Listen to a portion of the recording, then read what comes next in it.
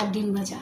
তো পটল ভাজা আর ডিম ভাজায় রান্না করবো, আর কোনো কিছু রান্না করবো না। তো আজ পটল ভাজার জন্য আমি নিয়েছি এই জায়গায় হলুদ, মরিচ, ধনিয়া গুঁড়া, স্বাদ মতো লবণ নিয়ে এগুলো সম্পূর্ণ জিনিস আমি মাখিয়ে এখন এগুলো আমি কড়াইতে তেল দিয়ে তারপরে সুন্দরভাবে এগুলো ভেজে নেব। আর আমি পটল ভাজা দিয়ে, তো পটল ভাজার জন্য আমি প্যানের মধ্যে তেল দিয়ে দিলাম।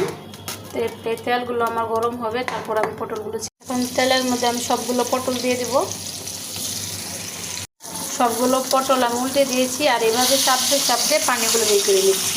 আর এভাবে পানি এক এক করে সবগুলো পটল আমি তুলে নিলাম। ভাজার এই তেলে আমি ডিমগুলো ভেজে নেব। আমার ডিমগুলো ভাজা হয়ে গেছে, এক এক করে ডিমের পিসগুলো তুলে নেব। ডিমগুলো আমি 4 পিস করেছি। কাঁচামরিচ মাখিয়ে রেখেছিলাম, এগুলো সুন্দরভাবে জায়গায় আমি ভেজে রাখা পটলগুলো দিয়ে দিব।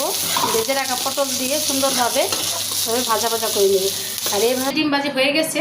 তো এই হলো আজকের রাতের খাবার আমাদের।